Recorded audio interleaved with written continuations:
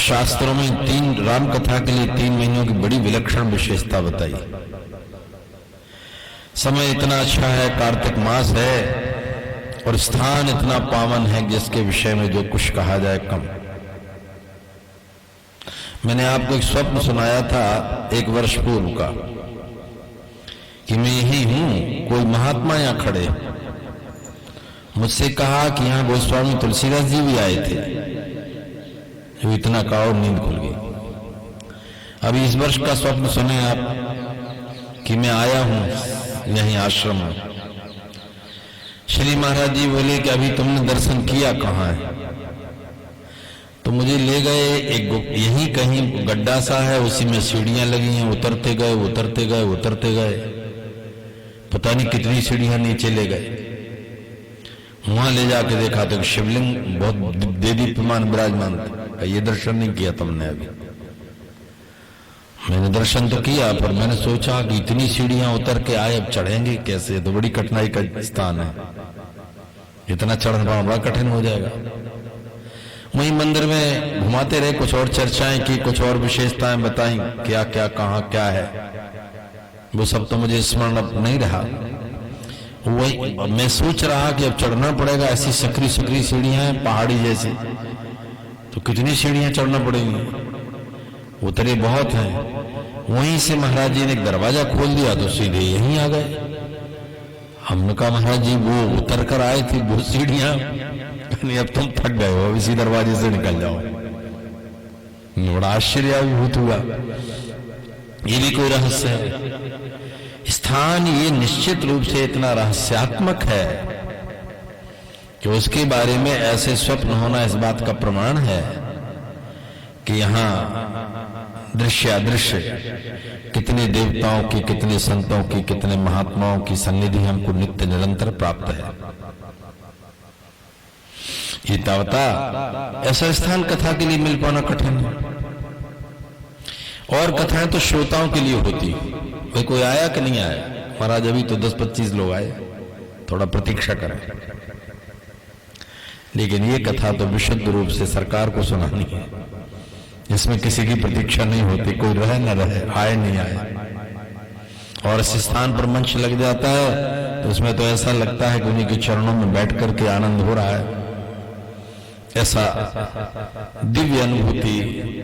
चले तो हम यहां से जाते हैं, लेकिन वह तुरंत हमारे मन में लगने लगता है कि अब कब पहुंचेंगे, अब कब कथा आरंभ होगी।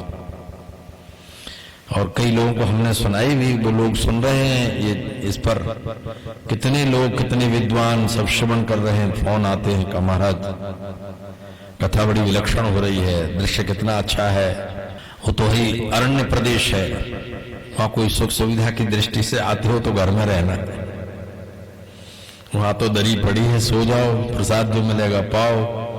वहां किसी प्रकार की सुविधा की कोई अपेक्षा करके नहीं, केवल संत चरण रज का संस्पर्श होगा और श्री हनुमान जी महाराज के पावन चरणों का सानिध्य। ऐसे सिद्ध स्थान पर आकर के अपनी वाणी का सदुपयोग करके मुझे बड़ा सुख मिलता है। कहीं जाएंगे तो धन मिलता है, लेकिन यहां जो धन मिलता है उसका वर्णन वाणी से नहीं किया जा सकता। ऐसे परम धन की प्राप्ति यहां से होती है। कितना सुख मिलता है, कितना तोष होता है, कितनी शांति होती है। जब कहीं से कथा करके चलते हैं बहुत दक्षिणा लेकर, तो ऐसा लगता है जैसे सिर पर बहुत बड़ा भार लेकर चल रहे हैं। जब यहां से कथा करके चलते हैं तो ऐसा लगता है जैसे सारा वजन उतर गया है, बिल्कुल निश्चिंत और शांत होकर चले जा रहे हैं। ऐसे पावन प्रदेश में आप हम परम पूज्य श्री महाराज जी की पावन चरण सन्निधि में और यहाँ के दृश्यादृश्य संत महात्माओं की भाव सन्निधि में बैठ करके इस कथा का आस्वादन, श्रवण, ये जीवन का अन्यतम लाभ है। कथा अयोध्या कांड के 193 दोहे तक हो गई थी। करत दंडवत देखते भरत लीन और लाई, मनहु लखन सन भेंट भई, प्रेम न हृदय समाई। बहुत ध्यान से समझे। श्री दंडवत करते देखकर निषाद को उठा करके श्री भरत जी ने हृदय से लगा लिया। यद्यपि भरत जी जब रथ से उतर करके चले थे तभी निषाद को संदेह हो गया था कि शायद ये मेरे बारे में समझ नहीं पा रहे, ये मुझे कुछ और समझ रहे हैं, क्योंकि वो उतर करके जो चले थे तो उनकी चाल से ऐसा लग रहा था कि ये मुझे बहुत आदर भाव देना चाहते क्या। चले उतर उमगत अनुरागा राम चका सुनि चंदन त्यागा, ये थोड़ी ऊपर की चौपाई है, इसलिए उसने अपनी बात स्पष्ट कर दी कि गांव जाति गुह नाव सुनाई, कि प्रभु आप मुझे समझ नहीं पा रहे हैं, शायद एक तो मेरा गांव समझ लो, आप तो पहचान जाओगे, और नहीं तो फिर मेरी जाति समझ लो, मैं इस लायक नहीं हूं कि आप चले राम सका सुनि चंदन त्यागा, आप मुझे देखकर रथ छोड़ करके नीचे उतर कर चल पड़े आप। इसलिए मेरा आपसे निवेदन है, पहले मेरा परिचय तो समझ लो। गांव जाति गुह नाम सुनाइए, 3 बातें बताने के नाम ये है, जाति ये है, निवास स्थान ये है मेरा, और कीन जोहार माथ महिलाई, सिर बिल्कुल जमीन में लगा करके प्रणाम कर लिया।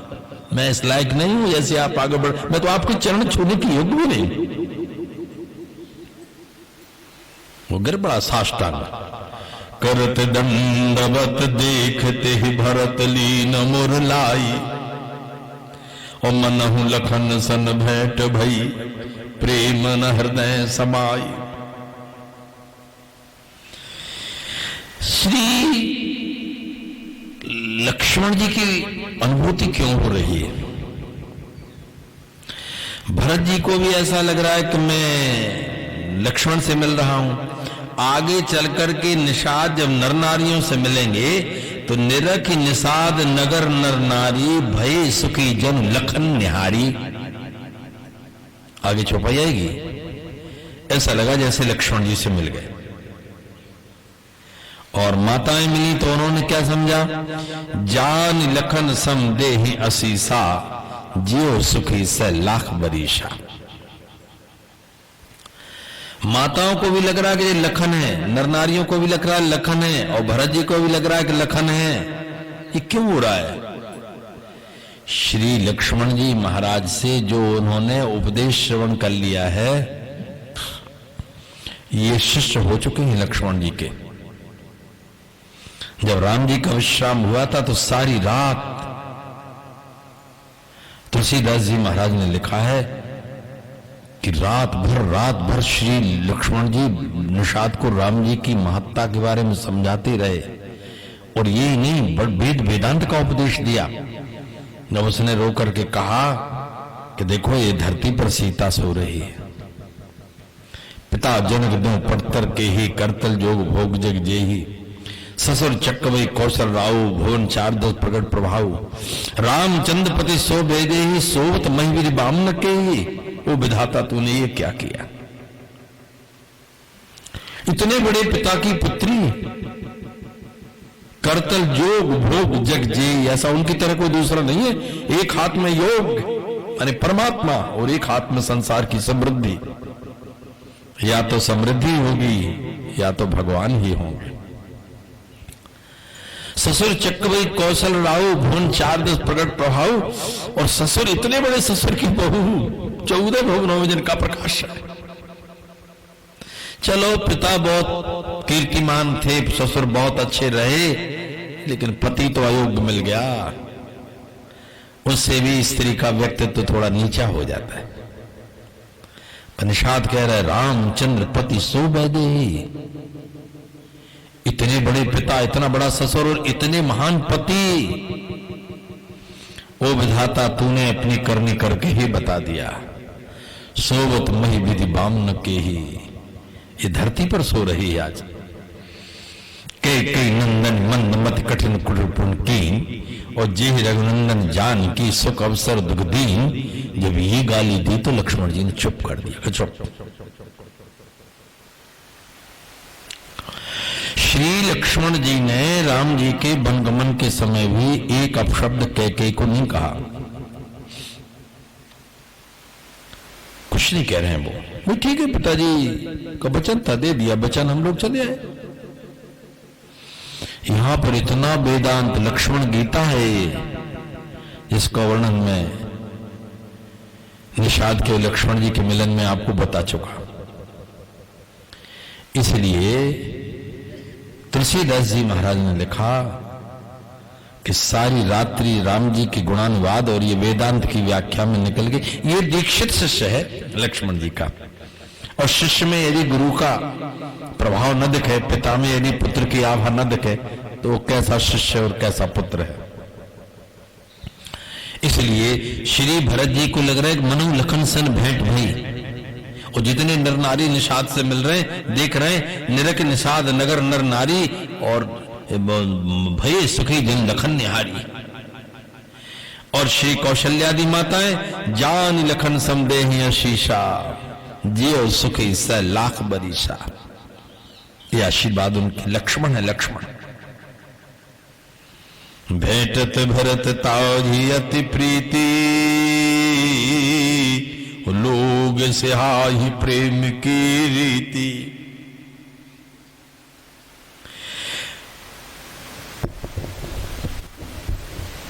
दंडवत जो शब्द है,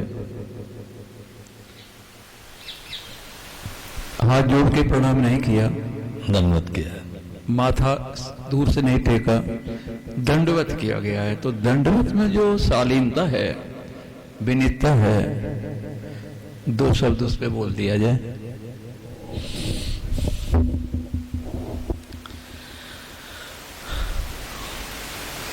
पदभ्याम कराभ्याम मनसा उर्सा तथा, सिरसा उर्सा तथा, और मनसा वत्सा दृष्टया साष्टांगम प्रणाम उच्यते।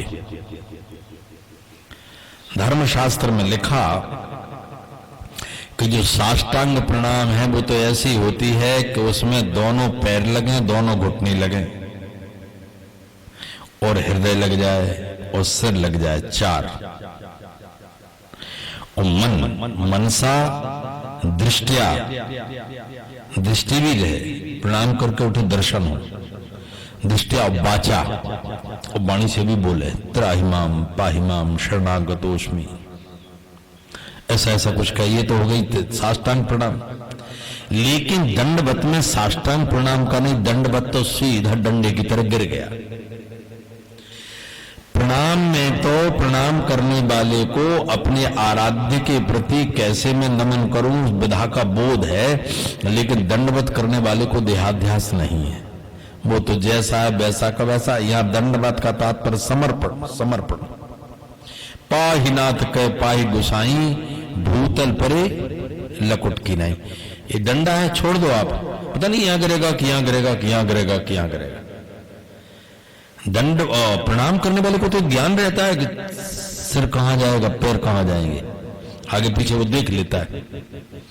लेकिन दंड की तरह जो गिरता है उसे कोई ज्ञान नहीं होता कहां गिर रहा हूं। ऐसे प्रेमाधीर होकर के, क्यों वो स्थिति सामने आ गई। राम सखा सुन सिंदन त्यागा, कहां तो युद्ध की तैयारी से आए थे। जाओ बताओ कि मैं निषाद आया हूं। जो सुना, अरे सुना तो तुरंत भरत जी नीचे कूद पड़े, सो घबरा गए कि अरे हमारी सोच तो कुछ और थी, बात तो यहां कुछ और है। और उनकी चाल और उनकी दृष्टि और उनका हृदय का जो उत्साह था, प्रेम था, उसे देखकर निषाद गदगद हो गया। चले उतरी उमगत अनुरागा। जब ये देख लिया तब फिर उसने बता दिया कि शायद मुझे महामहिम समझ रहे हैं। क्या समझ रहे हैं, यहां आ क्यों रहे हैं मेरे पास? अरे मैं वहीं आके गिरता, आप तो रथ पे बिराजे रहो, आपको नीचे उतरने की क्या बात है। तब उसने अपना पहले नाम आदि सब सुना दिया और कीन जोहार माथ महिलाई। तुलसीदास जी कहते हैं कि पहले तो उसने अपना मस्तक भूमि पर लगाया, लेकिन मस्तक लगाने से भी उसको शांति ना हुई, तो अब कहते कर दंडवत, अब सीधा का सीधा दंड की तरह चरणों में गिर गया। तो उठा करके हृदय से लगाया। ऐसी प्रीति हुई, ऐसी प्रीति हुई जैसे मान लो लक्ष्मण जी से ही मिल लिया। इस भेंट को जब देखा, भेंटत भरत ताहि अति प्रीति, अति प्रीति जब भेंट करते देखा तो लोगों के मन में ये बात तो लगी कि भाई इतनी नीची जाति का व्यक्ति और इसको हृदय से लगा करके भेंट कर रहे हैं। तो फिर यहां नीति का नहीं प्रीति का वर्णन हो रहा है। लोग सिहाई प्रेम की रीति। ये देखो इस प्रेम की रीति में वो ध्यान कुछ नहीं रहा कि ये स्पर्श है कि अस्पर्श है, इसे आशीर्वाद दें कि क्या करें, ये तो उठा करके तुरंत हृदय से लगा लिया। इसलिए प्रेम रीति की यहां महिमा का वर्णन हो रहा है, यहां वर्णांतर हो। लोग तो ये समझ रहे थे कि भाई वर्ण का तो कम से कम ध्यान रखेंगे, भाई मैं क्षत्रिय हूं, राजा का बेटा हूं, ये तो बहुत नीची जाति का व्यक्ति है। धन्य धन्य धुनि मंगल मूला और सुर सराहित ही वर्षई फूला। इस प्रीति को देख करके देवता भी इतने अभिभूत हो गए, पुष्टि करने लगे। धन्य श्री भरत जी की इस प्रीति को, इस रीति को देखकर हम अति धन्य हो गए और धन्य धन्य की आवाज आने लगी। लोक वेद सब भांति नीचा और जासु छाह छुइले ये सींचा। लोक और वेद में नीच कैसे होता है? लोक में अस्पृश्य और वेद में अधिकार नहीं है। मूर्ति पूजा का अधिकार नहीं, वेद पढ़ने का अधिकार नहीं, किसी को छूने का अधिकार नहीं। लोक में नीचा इसलिए कि भैया आपको मैं छू नहीं सकता हूं, मैं दूर ही रहूंगा, आपके बराबरी से नहीं बैठ सकता हूं। और वेद का कोई अधिकार नहीं, न यज्ञोपवीत, न मंत्र, न देव पूजन, न वेद पारायण, न भगवान की स्तुति, कोई वैदिक कोई काम नहीं कर सकता है। इसलिए वेद से भी निम्न है और लोक से भी नीचा है। लोक वेद सब भांति नीचा और जासु छाए छुई ले ये सींचा। अरे अध्यात्म रामायण में तो लिखा ग्रह मुत्थापितम तू लहराग परिशस्वजो। और वाल्मीकि रामायण में भी यही बात लिखी कि तम आर्त होकर के संपरिस्वज, जैसे बहुत आतुर होकर के, बड़ी गंभीर होकर के उसको तुरंत गले लगा दिया। ये देख करके सारे नर नारी आश्चर्यचकित हो गए। तब उन्होंने सराहना करना आरंभ कर दिया। तेहि वरी अंक राम लघु भ्राता मिलत पुलक परिपूरित गाता। अंक माने तो गोद होता है, लेकिन अंक का अवधी भाषा में अखबार में भर लो। अखबार कहते हैं ना ऐसे दोनों हाथ से, तो जब भेंट करते हैं तो ऐसे दोनों हाथ से भर लिया जाता है। तेहि वरी अंक राम लघु भ्राता और मिलत पुलक परिपूरित गाता। इस प्रकार से लोक वेद सब भांति नीचा। लोक में हमारी स्थिति क्या है? हम जड़ जीव गुण घाती, कुटिल कुचाली कुमत कुजाती, पाप करत निसि बासर जाही, नहीं पटकट नहीं पेट अघाही, सपनो धर्म बुद्धि कसकाऊ हमार। क्योंकि वेद पढ़ी हो तो धर्मा, जो धर्म का आचरण कर रहा है समझ लो वो वैदिक है, उसे वेद का ज्ञान है। हमें कोई ज्ञान वेद का नहीं। और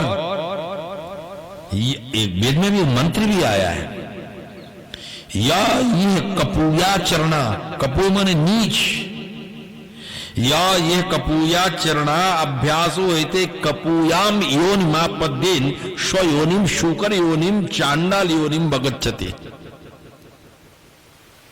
वो ध्यान से समझना। जो व्यक्ति वेद के आचरण को नहीं करता है, यहां कपूर का तात्पर्य निम्न नीच। ब्राह्मण का धर्म क्या है, क्षत्रिय का धर्म क्या है, वैश्य का धर्म क्या है, शूद्र का धर्म क्या है, वेद ने जो बताया है, स्त्री के लिए वेद ने क्या धर्म बताया है, यदि वो इस धर्म का पालन नहीं करता है तो ऐसे व्यक्ति को लिखते कपूयाम योनि मापद्येत, वो नीची योनिम चला जाता है। कौन कौन सी? कश्व योनिम, शूकर योनिम, चांडाल योनिम बगच्छति। या तो कुत्ता बनेगा, या तो चांडाल बनेगा, और या तो फिर वो शूकर हो जाएगा। इसलिए लिखा यस्मिन् कुले न वेदास्तु, जिनके घर में, जिनके परिवार में वेद धर्म का आचरण नहीं होता है, ऐसे व्यक्तियों के लिखा नग्ना प्रकीर्तिता सर्वे, ऐसे व्यक्ति सर्वथा नग्न हैं। तेसाम अन्न विगहितम, ऐसे व्यक्तियों का अन्न नहीं खाना चाहिए जिनका वेदाचरण नहीं है, उनके अन्न खाने वाले को दोष लग जाएगा। इसलिए लोक वेद सब भांति नीचा जासु छांछु ले ये सींचा, और उसकी पतित स्थिति ये है कि यदि छाया पड़ जाए तो आदमी थोड़ा जल छिड़कता है।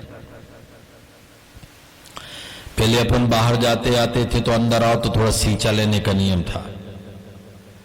माता जी गए शीशा तो ले ले, वहां बाहर गया था किसको छूछा के आया, पांव धोया कि नहीं धोया, हाँ थोड़ा जल लिया, ऐसा ऊपर डाल दिया। यदि घर के बाहर निकल गए तो पांव धो पहले, तब अंदर प्रवेश करोगे।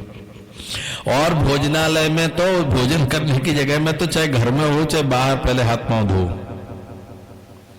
ये सारी बातें अब हम छोड़ चुके हैं। परिणाम कोरोना। अब कहने लगे भोजन के पहले हाथ पांव, भोजन में देखो ऐसे बैठो, छुओ मत, और हाथ धो, बार बार हाथ धोने का काम, यही तो सींचा लेना है। राम राम कह जे जमहाही, और तिनहि न पाप पुंज समहाही, यह तो राम लाय उरलीना, कुल समेत जग पावन कीन्हा। गोस्वामी जी तो ये कहते केवल जमाई लेते समय भी राम राम कह दे, उसके सारे पाप समाप्त हो जाते। ये बात निश्चित समझना कि एक बार भगवान का नाम लेने में तुरंत तुरंत तुरंत संपूर्ण पाप नष्ट हो जाते। लेकिन उन पापों का चिंतन और उनकी पुनरावृत्ति, इससे वो पाप फिर जहां के तहां आ जाते। मरते समय क्यों कहा, अरे मर रहा है अब थोड़ी पाप करेगा, जाकर नाम मर्त मुख आवा अधो मुकत और श्रुति गावा। तो नाम लेने से तो पाप नष्ट हो रहा है, लेकिन पुनः पापों की वृत्ति और पुनः पापों की प्रकृति ये हमको फिर से लिप्त कर देती। आंजनेय श्री हनुमान जी महाराज का भूषणी रामायण में क्या वक्तव्य है। अपने को लगता है तुलसीदास जी अतिशयोक्ति करते। तुलसी जिनके मुखन ते धोखे निकसत राम, तिनके पग की पग तरी मोरे तन को चाम। राम नाम की महिमा में इतनी बड़ी बात तुलसीदास जी कह गए, इसका अर्थ है जी अतिशयोक्ति है। पर जब हनुमान जी को पढ़ा तो आश्चर्यचकित रह गए, जब हनुमान जी ने तो और कितना अद्भुत बात कह दी। हनुमान जी बोले योप स्वप्ने बदेद रामम संभ्रमस खलनादिशु। यदि कोई व्यक्ति भ्रम में किसी के नाम लेने बुलाने में या गिरते अरे राम राम स्खलनादिशु तस् पाद रजो में तु मूर्धन मदि रोहतु, उसके चलने के चरण की रज और मेरा माथा में एक बराबर समझता हूं। राम जी के नाम का इतना बड़ा महत्व श्री हनुमान जी ने प्रतिपादित कर दिया। और सही बात तो एक राम नाम की महिमा ही नहीं समझे हम। यदि समझे होते तो एक क्षण भी राम नाम को छोड़ न पाते। महिमा नहीं समझ पाए। महिमा जासु जान गण राऊ, प्रथम पूजियत नाम प्रभाव। नाम प्रभाव जान शिव नीको, तुम पुनि राम राम दिन राती, सादर जपो अनंग आराती। राम नाम का प्रभाव समझा कहां। तुलसीदास जी महाराज 80 घाट पर राम कथा करते थे, ऐसी कथा होती थी। उनको तो कथा सुनाना है, सुनने वाले सुने ना सुने, उनको तो अपने श्री हनुमान जी को निवेदन करना है। अब वो कथा करने के बाद जब सायंकाल हुआ तो वो चले गए गंगा जी में संध्या करने। एक ग्वाला ऊपर खड़ा था घाट पर, वो कह रहा था किसी से, बोले भैया आज की कथा सुनने से तो नरक मिलेगा। और तुलसीदास जी नीचे संध्या कर रहे थे, आश्चर्यचकित हो गए कि कथा से नरक, एक एक अक्षरम पुंसाम महापातक नाशनम। अरे राम जी की कथा तो एक अक्षरी कान में पड़ जाए तो बड़े बड़े पहाड़ पापों के नष्ट हो जाते हैं। उसे क्या पता कि स्वामी जी नीचे संध्या कर रहे हैं। जो स्वामी जी ऊपर आए सो घबरा गया, बड़ी विनम्रता से पूछा, भैया तुम ही कह रहे थे ना कि आज की कथा से तो नरक मिलेगा। कहा महाराज जी क्षमा करें, मैं अज्ञानी जीव हूं, मैं जाति का ग्वाला हूं, मैं हर दिन नित्य आपकी कथा में आता हूं और नाव में आता हूं, चला जाता हूं, लेकिन अभी अभी ये भादों का महीना है, सावन भादों में मेरी 10-12 गैया ब्याई है, अभी 10-15 महीना भर में सब जनी हुई है, तो स्थिति एक छोटे छोटे बच्चे हैं, सारी रात बछड़ा रोएंगे और गायें सारी रात चिल्लाएंगी। मैंने सुना है कि गाय बछड़ा यदि इस तरह दुखी रहें तो जो पालने वाला है वो नरक जाता है। सो मैंने कह दिया कि कथा तो ठीक सुनी लेकिन नरक जाना पड़ेगा। नाव कोई डाल नहीं रहा है, इतनी बाढ़ आ गई, यहां तो जल नहीं गिरा काशी में, लेकिन ऊपर इतना जल गिरा है कि अपार जल हो गया है। नाव वालों ने मना कर दिया, शाम होने वाली, हम नाव नहीं डालेंगे, अपार वो बढ़ ही रहा है, जल बढ़ ही रहा है। गोस्वामी जी गंभीर हो गए, बात तो सही कह रहा है, बछड़े रोएंगे, अच्छा कर ले, ये मुट्ठी में रख के चला जा, तेरा पैर नहीं डूबेगा जल में, गंगा जी को नमन कर दे, चला जा। अब वो रख दी थी वो दवाई हाथ में, थोड़ा तो लगा कि ऐसा कैसे हो जाएगा कि पानी में अब मेरा पांव ही नहीं डूबेगा, लेकिन गोस्वामी जी की वाणी का भी बल था और ये भी था कि अगर डूबे गया तो इतना तो मैं तैरना भी जानता हूं, गंगा किनारे का ग्वाला हूं तो किनारे तो लगे जाऊंगा। लेकिन जल पर जैसे उसने पांव रखा, बिल्कुल जैसे पृथ्वी पर चल रहा हो, थोड़ी सी रह गई गंगा जी। तो उसने देखा कि देखे तो दवा तो अच्छी दे दी बाबा ने, एक पाई लगती थी, पहले पाई चलती होगी, एक पाई दे के इस पार एक पाई दे के उस पार होता था। ये अच्छा कर दिया, अब तो मुझे दवाई हाथ में रखना है, चले जाना है। देखो तो क्या है, तुलसीदास जी ने राम लिख करके एक पत्र पर और रख दिया था, जा। अरे कहे तो राम राम जो तो हम ही जानते, कौन बड़ी बात थी, जो इतना कहा तुरंत डूब गया। थोड़ा सा गंगा जी थोड़ी तो रहेगी किनारा, अब लगा तैरने, वो दवाई तो चली गई। अब तेरा तो फिर एकदम जल में भौरी पड़ी, फिर डूबा, फिर डूबा, 2-4 बार डुबकी खाई, घबरा गया कि आज मरना पड़ेगा क्या। जब थक गया, लगा कि अब पार नहीं पा पाऊंगा, थोड़ा बह भी गया, तो थोड़ा एक बार साहस करके ऊपर की ओर आया और चिल्ला कर बोला, तुलसी के राम बचाओ। जैसे इतना का जल के ऊपर आ गया, तब संतों ने कहा, राम राम सब कोई कहे, ठग ठाकुर अरुचोर, उस संत जिनको भजत हैं, बेराम ही कछु और। तो आपने तो 2 राम बता दिए, एक ठग ठाकुर चोरों का और एक संतों का। पागल, राम तो एक ही है, लेकिन संत पूरी निष्ठा से भजन करते, उनको पूरा भरोसा है। लेकिन हम लोगों को भरोसा नहीं बैठता कि सही में राम नाम की इतनी बड़ी महिमा है क्या। भक्तमाल में लिखा कि कबीर दास जी के यहाँ कोई एक बहुत रोगी व्यक्ति आ गया, कबीर जी घर में नहीं थे, वो संतों को घेरते ही, कोई कष्ट पड़ा, चलो भैया, संत जगत है, संतों का अवतरण ही इस दृष्टि से होता है। कबीर जी नहीं थे, पुत्र था, उसने 108 बार राम राम राम राम कह के जल पड़ कर डाला, ठीक हो गया वो।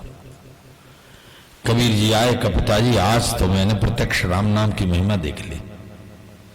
108 बार राम राम कहा और वो ठीक हो गया। कबीर जी उदास हो गए, क्यों पिताजी आप उदास क्यों हुए? क्या बेटा तूने राम नाम की महिमा नहीं जानी? एक बार राम कह करके भी जल डाल देता तो ऐसे हजारों ठीक हो जाते, तू 108 बार जपना पड़ा, तो तुझे एक नाम पर भरोसा नहीं था क्या?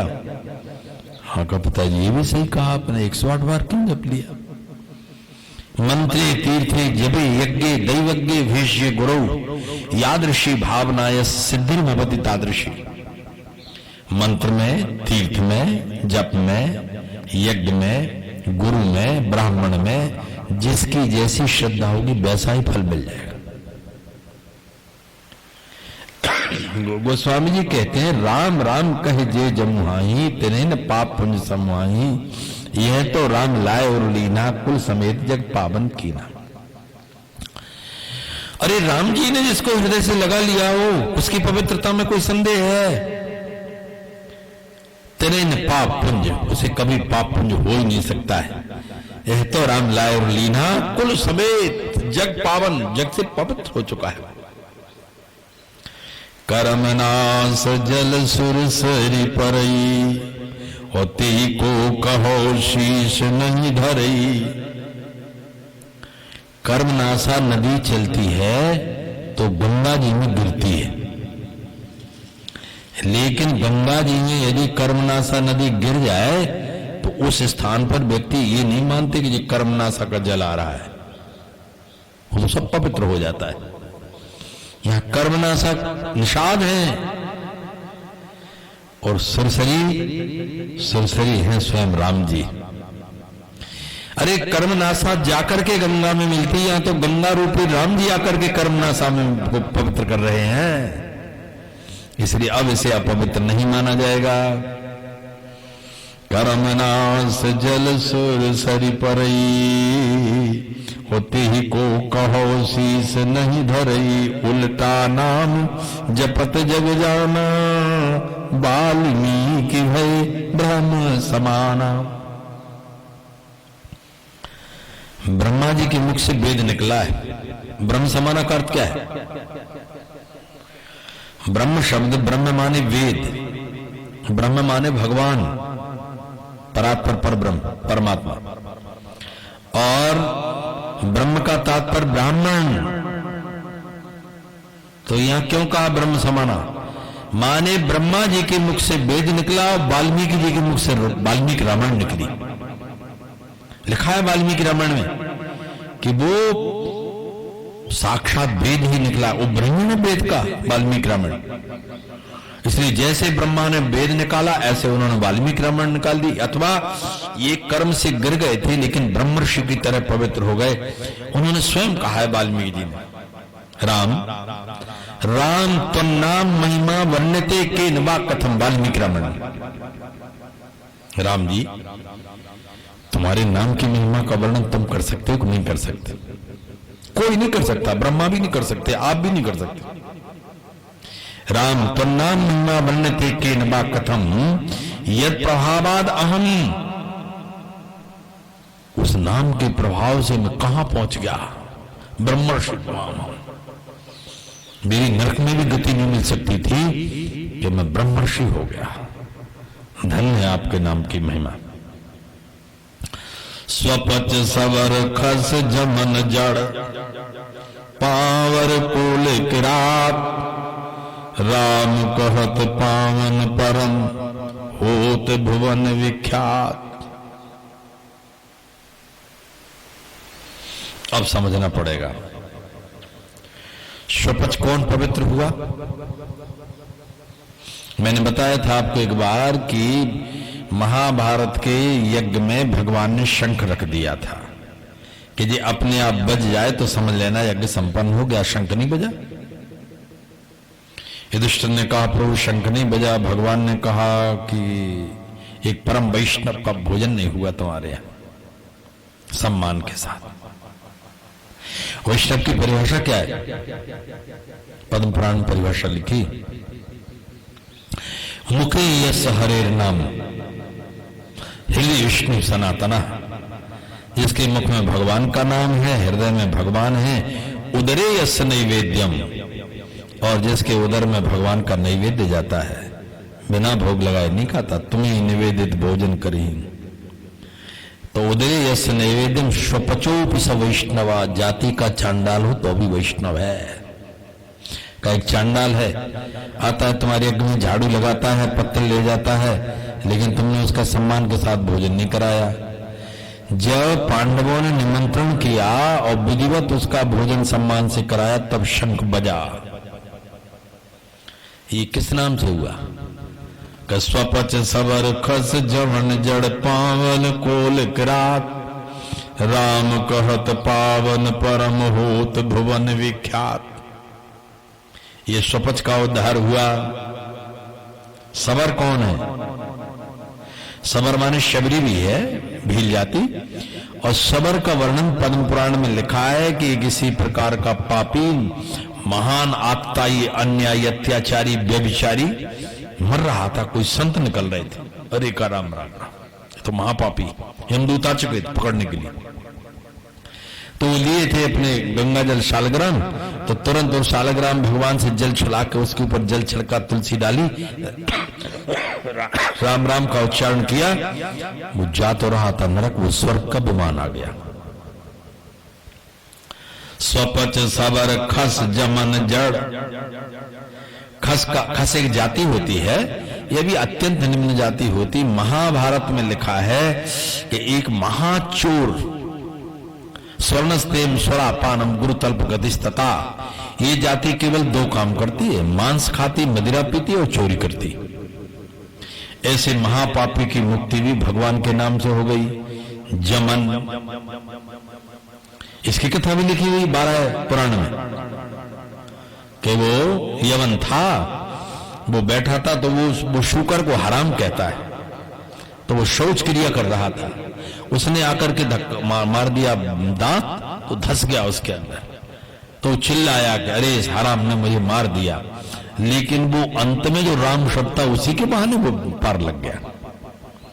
जड़, जड़ कौन है? हम जड़ जीव जीव गण घाती, और कुटिल कुचाली कुमति कुजाती। हम जड़ जीव जीव गण घाती।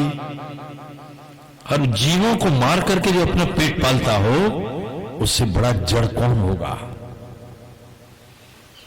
उसमें तो ये लोग आ गए, निषाद लोग, पामर। पामर कहते हैं अति नीच कर्म करने वाला। जाति का स्वपच और शूद्र हो, उसका भी कोई धर्म है, वो धर्म से भी जो नीचे उतर जाता है। पावन कोल, कोल किरात भिल्ल वनवासी। तुलसीदास जी ने लिखा है उनको, ये जाति भी नीच कर्म करती, लूटपाट का काम करती। अरे ये हमारी तो बड़ी सिपकाई ले न बासन बसन चुराई। हम आप बड़ी कृपा समझो कि हम आपको लूटपाट करके सामान नहीं छीन रहे हैं। ये इतने जितने कर्म करने वाले से अति नीच होते। जी महाराज जी का कोल किरात, दोनों में अंतर क्या रह जाता है? यूं तो यवन के 3 प्रकार हैं। यवन माने वर्तमान मुसलमान नहीं, मैं बता रहा हूं। यवन के 3 प्रकार हैं। उन यवन की एक प्रकार में कोल भी आते हैं, उसकी 3 विधा है। तो 3 विधा में कोल जाति जो होती है वो यवनों की ही जाति होती है। माने जो यवन होता है उसके 3 प्रकार हैं। उन 3 प्रकार में यवन और कोल, ये तो 2 प्रकार, एक और कोई प्रकार है मुझे ध्यान नहीं आ रहा है, लेकिन ये यवन का प्रकार है। ये भी निम्नतम कर्म करने वाले होते हैं। ये सब होत भुवन विख्यात। ये भुवन विख्यात कैसे होंगे? अरे कब लोक वेद सब भांति नीचा, जात छाछ ले सींचा। सारे संसार में इनकी ख्याति हो गई। जितनों का नाम लिया है, ये जितने शपथ सवर खस जमन जड़ जिन जिन के नाम लिए, ये विख्यात हो गए। वो महाभारत का शपथ हो गया, ये भील हो गया, शबरी हो गई, आज भी सारे संसार में इनका नाम चल रहा है। धन्य है। नहीं अचरज जुग जुग चली आई, ओके ही नदी न रघुवीर बढ़ाई। कौन से युग में कौन चला? प्रहलाद जी दैत्य जाति के थे। जय हो, प्रहलाद की तरह न भूतो न भविष्य थी। ये सत्युग का प्रमाण दे दिया। दैत्य है, लेकिन भगवान की इस नाम के प्रभाव से देखो, युगों में त्रेता में शबरी की आज तक जय जयकार हो रही। वो जाति की भील नहीं थी, लेकिन राम नाम के प्रभाव से कहां पहुंची। और द्वापर में वो वाल्मीकि शपथ, जिसकी मैं अभी कथा सुना चुका, आज तक भक्तमाल में उसकी गाथा बड़े सम्मान के साथ गाई जाती है। और कलयुग में तो कितने हो गए, रविदास हो गए, कबीर जी हो गए, तुकाराम जी हो गए, ये सब जितने भी हैं, ये सब चौ जुग चौ श्रुति नाम प्रभाव, कल विलोक नहीं आन उपाऊ। तुलसीदास जी ने कहा चारों युगों में और चारों वेदों में भगवान के नाम का प्रभाव है। ऋग्वेद में तो वर्णन आया, अमर्त्य सते भूरी नाम मना मही। ऋग्वेद भगवान कहते हैं कि यदि तुमको मरना है, नहीं मरना उनकी बात नहीं, ब्रह्मा जी को भी जाना है, तो भगवान के नाम के अतिरिक्त कोई आश्रय नहीं है। शुक्ल यजुर्वेदकार कहते हैं यश नाम महद यशः, क्या चाहिए आपको, क्या चाहिए, जो चाहिए भगवान के नाम से सब प्राप्त हो जाएगा। साम वेद में, अथर्ववेद में, चारों वेदों में नाम की महिमा, चारों युगों में नाम की महिमा। राम नाम महिमा सुर कहीं, और सुन सुनी अवध लोग सुख लेहीं। राम जी के नाम की महिमा को देख करके देवता लोग आकाश में उस राम नाम महिमा का वर्णन कर रहे हैं। देखो तो ये निषाद, ये देवताओं की ध्वनि को सारे अयोध्या के नर नारी सुन सुनकर गदगद हो रहे हैं। ये है राम जी के नाम की महिमा। देवता तो आज भी बोलते हैं, आकाशवाणी आज भी होती है, लेकिन जैसे हमारा कान बंद हो जाए तो हमें सुनाई नहीं देता, ऐसे ही हमारे कानों की क्षमता नहीं रही कि हम देवताओं की वाणी को सुन सकें और समझ सकें। आज भी भगवान बोलते हैं, आज भी उनके मुख से कुछ निकलता है, लेकिन समझने वाला समझ लेता है क्या बोला जा रहा है। हमारे जिसका कान बंद हो गया वो क्या समझेगा। देखने वाले को आज भी दिखाई देता है, पर जिसकी आंख बंद हो गई वो क्या देखेगा। राम सकई मिली भरत सप्रेमा, और पूछी कुशल सुमंगल खेमा। बहुत प्रेम से मिले। अब ये 3 शब्द आए, कुशल, सुमंगल और क्षेम। क्षेम का हिंदी अर्थ होता है रक्षा। सब सुरक्षित है कि नहीं, परिवार, धन, संपत्ति। योग माने होता है जोड़ना, देना, और क्षेम माने उसकी रक्षा करना। भगवान कहते हैं योग क्षेमम बहाम्यम, जो मेरी शरण में रहता है। देखो प्राप्त करना तो अलग बात है, आग लग जाए, चोर ले जाए, डाकू ले जाए, नष्ट हो जाए, बाढ़ आ जाए, चला गया सब, शरीर मिल गया, लेकिन ऐसा भयंकर रोग लग गया, सब नष्ट हो गया। लेकिन जो भगवान की शरण में होते हैं, भगवान देते भी हैं, भगवान रक्षा भी करते हैं। क्षेम माने रक्षण। अब ये 3 बातें क्यों, धर्मशास्त्र क्या कहते हैं, ब्राह्मणम कुशलम पृच्छेत। ब्राह्मण मिले तो इससे पूछना चाहिए कुशल है कि नहीं। और क्षत्र बंधु मनामयम, और यदि क्षत्रिय मिले तो उससे ये पूछना चाहिए कि तुम निरोग हो कि नहीं हो। और वैश्य मिले तो वैश्य क्षेमम स्वागम्यो, वैश्य से पूछना चाहिए कि आपकी सुरक्षा है, माने धन वगैरह सब व्यवस्थित है कि नहीं। शूद्र मारोग्य एवं च, मनुस्मृति में लिखा शूद्र मिले तो उससे पूछना चाहिए कि तुम निरोग हो कि नहीं हो।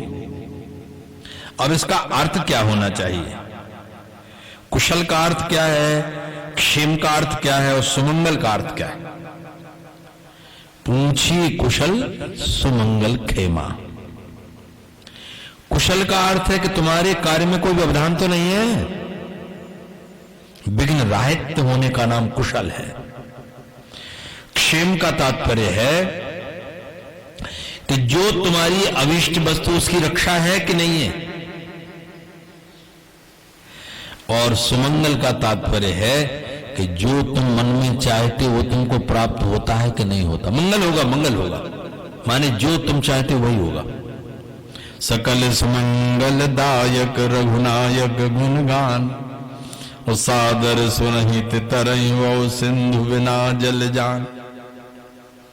इष्ट प्राप्ति है। राम सकहि मिली भरत सप्रेमा,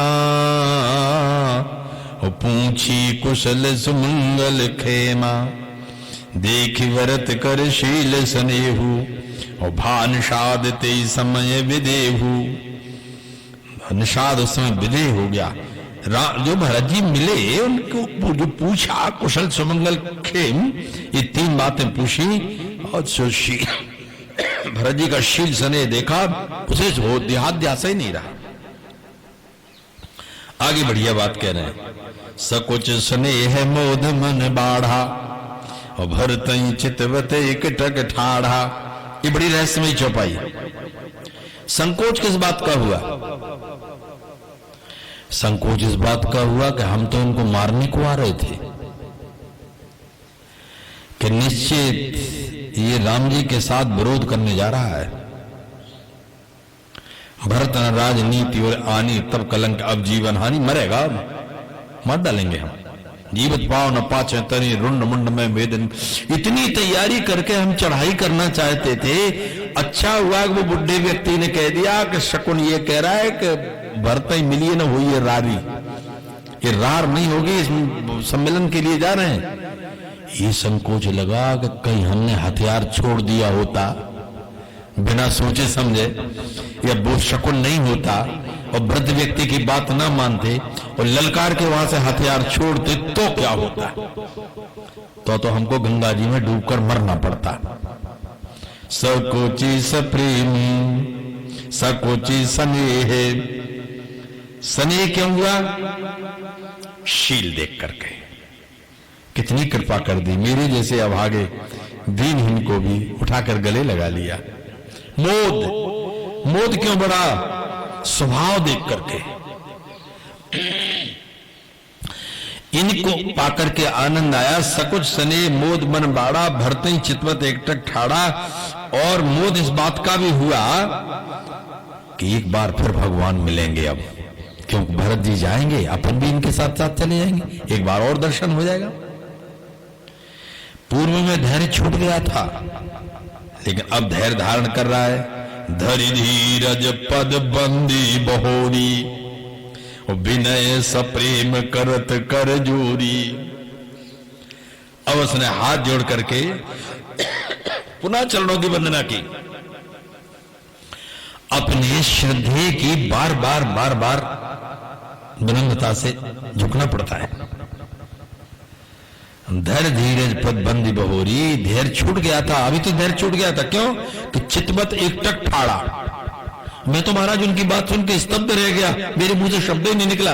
वो घटना ऐसी थी, उसको देख करके मैं कुछ मेरे मुंह से निकल नहीं पाया, ऐसे स्तब्ध रह गए थे। भरत चितवत एक टक ठाड़ा। जब धैर्य होता है तब व्यक्ति कुछ बोल पाता है। अब लिख रहे हैं तुलसीदास जी, धरि धीरज पद बंधन कीन्हा, धरि धीरज पद बंदी बहोरी। धैर्य धारण करके फिर से चरणों में वंदना की। विनय सप्रेम करत कर जोरी। अब अपनी विनम्रता बता रहे, अब उत्तर दे रहे हैं। उन्हें पूछा कि भाई कुशल हो, सुमंगल है, क्षेम है? कुछ नहीं बोले। अब उत्तर दे रहा है, कुशल मूल पद पंकज दे पेखी, मैं तिहु काल कुशल निज लेखी। तब लगी कुशल न जीव कहूं सपने मन विश्राम, और जब लगी भजत न राम कहूं शोक धाम तज काम।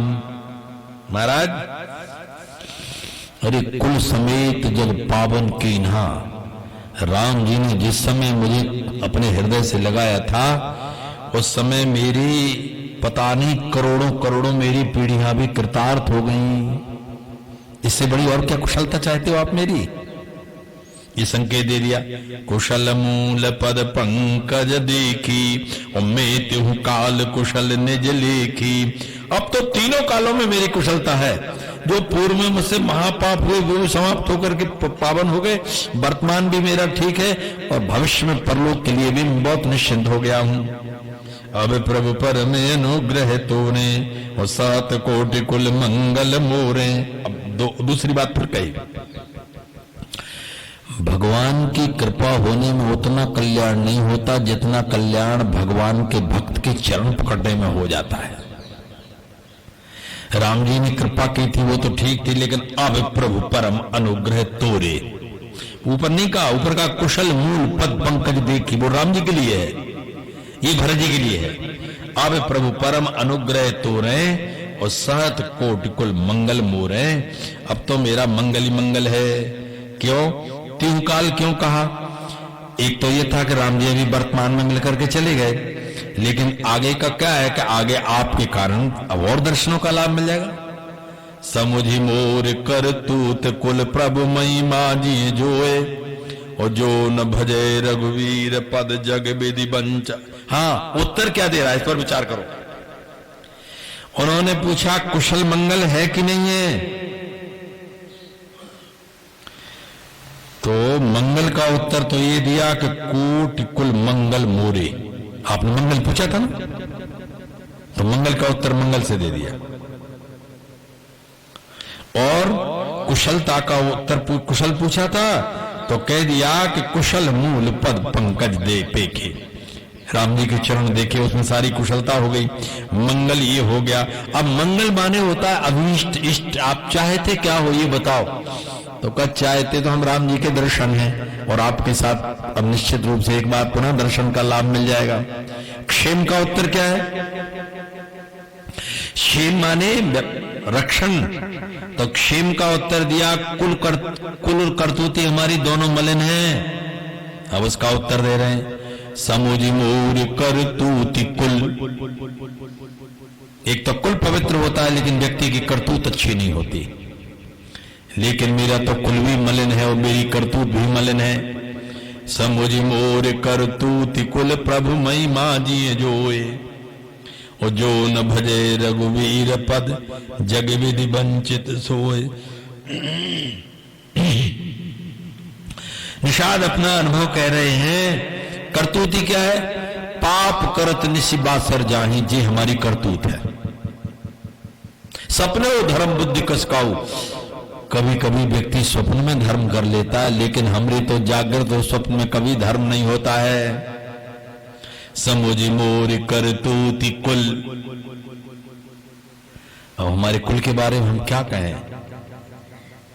लोक वेद सब भांति नीच हैं हम, लेकिन धन्य प्रभु की महिमा कि भगवान श्री राम जी के पावन चरणार विंद के स्पर्श मात्र से सारे अभीष्ट के क्षेम। ये क्षेम का उत्तर है। कुशल का उत्तर दिया, फिर मंगल का उत्तर दिया, अब क्षेम का उत्तर दे रहे हैं। क्यों? क्योंकि उनके बिना चरणों के क्षेम कैसे हो सकता है। और अब घोषणा कर रहे हैं कि वेद पुराण मत पढ़ो, वेद पुराणों से समझने की आवश्यकता नहीं है, मुझे देख लो, केवल मुझे पढ़ लो। यदि मुझे पढ़ लोगे तो भी भगवान का भजन आरंभ कर दोगे। वेदों में तो लिखा है, यहां तो मैं प्रत्यक्ष प्रमाण दे रहा हूं, मुझे देख लो। ऐसी कृपा मेरे ऊपर हुई, ऐसी कृपा भगवान की होगी। वेद पुराण से समझने की आवश्यकता नहीं, मुझे पढ़कर समझ लो। और यदि नहीं समझते हो तो जो न भजे रघुवीर पद जग विधि वंचित सोए, वो ठग आ गया है। इसलिए वो संतों ने कहा कि राम नाम की लूट है, लूट सके तो लूट, अंतकाल पछताएगा, प्राण जाएंगे छूट। ये तो ठगाना है, फिर हम ठग गए, क्या होगा?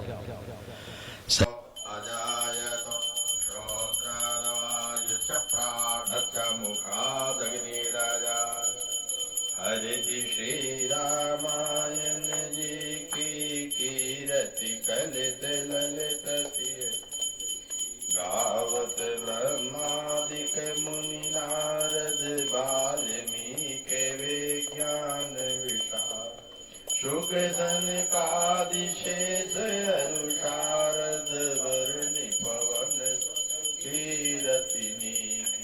आरती श्री रामायण जी की कीरति कलित गावत वेद पुराण अष्टदश चौ शास्त्र सब ग्रंथन को मुनि जन धन संतन को सर्वस सार। आरती श्री रामायण जी की कीरति कलित ललित सियपी गावत संतत शंभु भवानी अरुगट संभव मुनि व्यास आदि कवि वर्ज बखानी कागभूषण गरुड़ के। आरती श्री रामायण जी की कीरति कलित सिय पी कलिमल हरण विषय रस पी की सुभग सिंगार